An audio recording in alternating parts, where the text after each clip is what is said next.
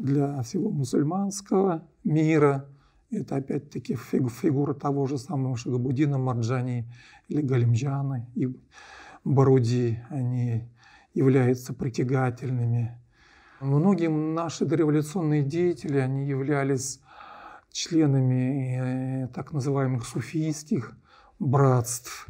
Я имел возможность сталкиваться с просьбами религиозной общественности того же самого Дагестана, который при посещении Казани желает отдать дань памяти некоторым нашим мусульманским священнослужителям. То есть мы просто как-то не занимались предметно этим вопросом.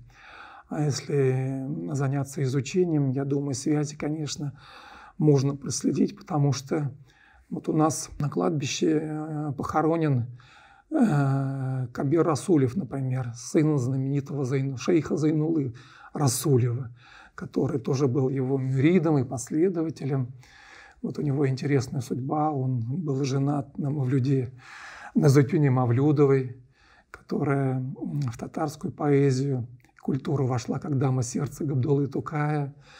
Она была совсем еще девушкой, когда Тукай первый раз увидел ее, влюбился, посвятил ей целый цикл стихотворений. Вот. Ну, потом уже после смерти Тукая она вышла замуж за Кабира Расулева и, в свою очередь, стала матерью Атилы Расиха, известного татарского писателя, который тоже похоронен на этом кладбище, недалеко от родителей. То есть такие цепочки, такие можно продолжать и провожать. И родственные связи, и дружественные связи. То есть татарское кладбище – это такой целый мир своеобразный, который нужно изучать и изучать.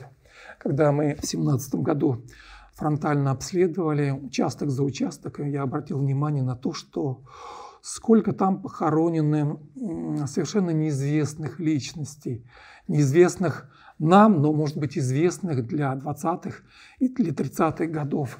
Вот это первое поколение татарской интеллигенции. Идешь и смотришь, такой-то, такой-то, написано артист, музыкант, и символы там, или скрипичный ключ, или что-то, какое-то изображение театральной маски. И я ловил себя о том, что я практически ничего не знаю о них.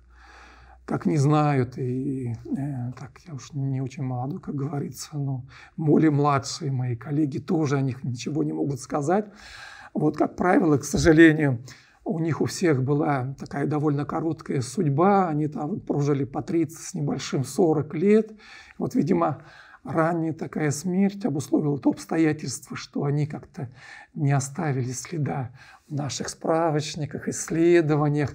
А на самом деле они были в ряду первопроходцев, о них нужно писать, их биографии нужно изучать.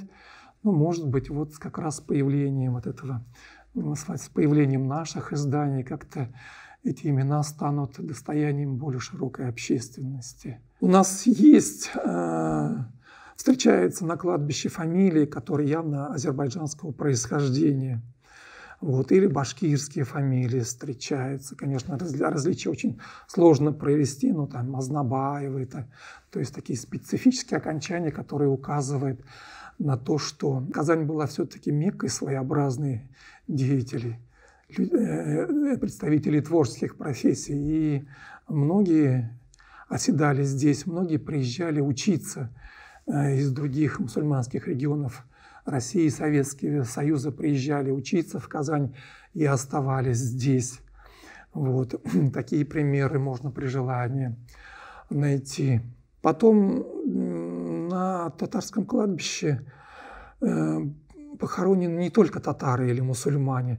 Можно встретить захоронения людей других национальностей. Есть и с еврейскими фамилиями, как правило, это доктора, профессора разных казанских вузов. Есть и русские фамилии. Может быть, это, конечно, Кряшины, нужно разбираться. Вот. Но, тем не менее, такие фамилии есть. В частности, вот там известный композитор Александр Миргородский. Удалось случайно обнаружить его фамилии, только его могилы, только из-за того, что на могиле установлен православный крест. Не характерное явление на татарском кладбище.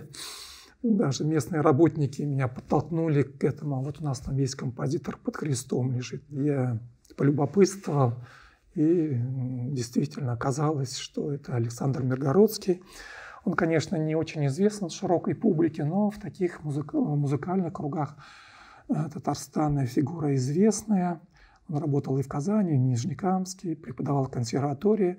И у него много очень серьезных сочинений, симфоническую музыку он писал. Может, поэтому известность у него не та. Если бы он писал песни, адресованные широкой аудитории, все было бы немножко по-другому.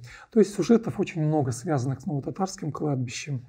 О нем можно говорить и говорить, что называется.